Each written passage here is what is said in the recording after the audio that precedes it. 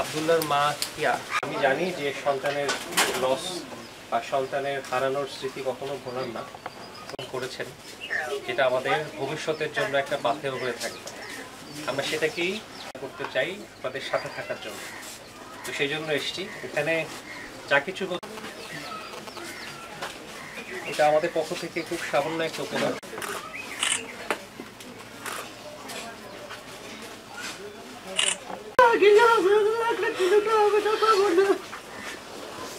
সেটা তো দেওয়া সম্ভব।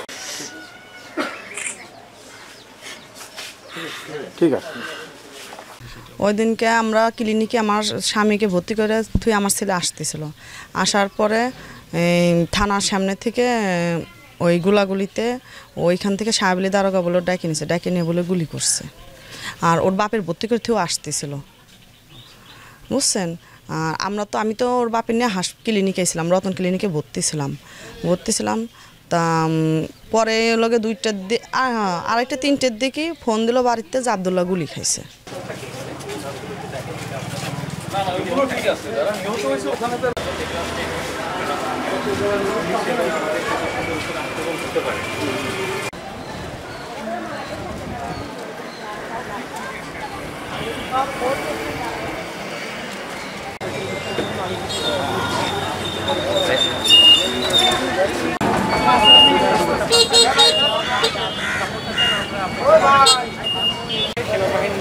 আমাদের যে সেনাবাহিনীর সাপোর্টটা ভালো হবে সেখানে আমরা আপনাকে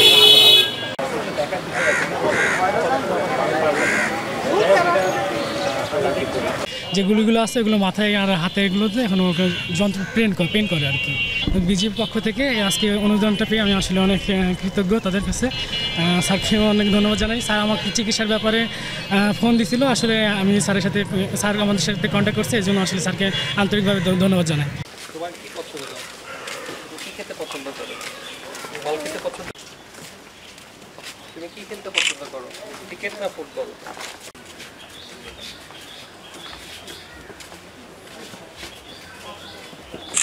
ফল নাকি মালটা ফল? যেভাবে উনি শহীদ হয়েছেন আমি বলতে চাই এটা আমাদের সবার জন্য একটা দুঃখের পাশে ছিল। আপনাদের পাশে সবসময় থাকবে আমাদের ডিজি মহোদয়, আমাদের রিজিয়ন কমান্ডার মহোদয়, আমাদের সেক্টর কমান্ডার মহোদয় বা স্বাভাবিক অবস্থা ফিরিয়ে নিয়ে আসার এখন চলে এসছে আলহামদুলিল্লাহ। সেদিনকে আগস্ট মাসের 5 তারিখ ছিল, সে খাওয়া দাওয়া করলো, খাওয়া দাওয়া করি 10টার সময় মারা গেছে। আচ্ছা আমি আসছি বলি, তারপরে আমি 1টার পরে শুনি যে গুলি খাইছে। আমি তারপরে গেলাম, যাই ব্রিজের উপরে যাই দেখে অনেক গুলাগুলি হচ্ছে। কিছুক্ষণ পরে শুনি মারা গেছে। আমি তাকে জীবিত অবস্থায় দেখেছিলাম না মারা। তিনি একজন রং মিস্ত্রি ছিল। এভাবেই যারা নিহত এবং আহত হয়েছে তাদের প্রত্যেকের বাড়িতে যাচ্ছেন বিজিবির সদস্যরা এবং তাদেরকে আর্থিক সহায়তা প্রদান করছেন এবং এটিও জানিয়েছেন যে এই ধারাবাহিকতা অব্যাহত রাখবেন। সেই পরিকল্পনা নিয়ে আসলে বিজিবি কুষ্টিয়া 47-এর পক্ষ থেকে তারা এসেছেন এবং সাহায্য সহযোগিতার হাত বাড়িয়ে দিচ্ছেন এবং আগামীতেও এই সহযোগিতা অব্যাহত রাখবেন বলে জানিয়েছেন আমাদের। তো আমরা এখন রয়েছি হরিপুর এলাকাতে। এখানে বেশ কয়েকটি পরিবারের যারা নিহত হয়েছেন তাদেরকে সহায়তা প্রদান করা হয়েছে। এই ব্যাপারে আসলে আমরা একটু কথা বলতে চাই। আমার সাথেই এখন রয়েছে মাহবুব মোর্শেদ ভাই। আসলে তিনি তার সাথে একটু জানতে চাই আসলে তার কাছ থেকে যে আসলে কি উদ্দেশ্য নিয়ে আজকের এই বিজিবির পক্ষ থেকে সহায়তা তিনি প্রদান করছেন। ধন্যবাদ। আপনারা জানেন যে অতি সম্প্রতি আমাদের দেশে একটা বড় পরিবর্তন ঘটে গেছে। আমাদের ছাত্র জনতা একটি পরিবর্তন নিয়ে এসছে আমাদের দেশে। ছাত্র জনতার একটা বড় অংশ আহত হয়েছেন এবং শাহাদাত বরণ করেছেন। আমাদের কুষ্টিয়া জেলার যারা আন্দোলনে শরিক হয়েছিলেন তার মধ্যে যারা নিহত হয়েছেন এবং যারা আহত হয়েছেন, আমাদের বিজেপি পক্ষ থেকে আমরা সবসময় চেষ্টা করেছি তাদেরকে এই বার্তা দিতে যে আমরা আপনাদের পাশে আছি, সামনে থাকবো। কারণ বিজেপি আপনাদের বাহিনী, আপনাদের পাশে থাকার জন্য আমাদের সৃষ্টি করা হয়েছে।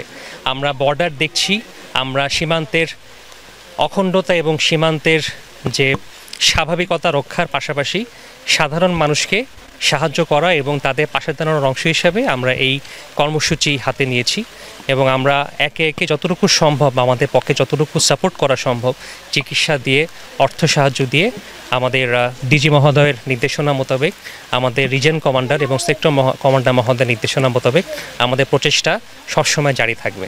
আপনাকে ধন্যবাদ। অনেক ধন্যবাদ মাহবুব মোর্শেদ ভাইকে। আপনারা শুনছিলেন যে আসলে এই বিজিবির পক্ষ থেকে এই সহযোগিতা অব্যাহত থাকবে। আসলে প্রত্যেকটি আন্দোলন ঘিরেই যে ত্যাগ এবং মানুষের যে জীবন উৎসর্গ করে আসলে সেটি অমূল্য, সেটি ফিরে আসবে না, কিন্তু আসলে আমাদের সবাইকেই এগিয়ে আসতে হবে এবং তাদের পাশে দাঁড়াতে হবে এই আমাদের নতুন বাংলাদেশ গড়ার লক্ষ্যে। রুহুল আমিন বাবু, যমুনা নিউজ, কুষ্টিয়া।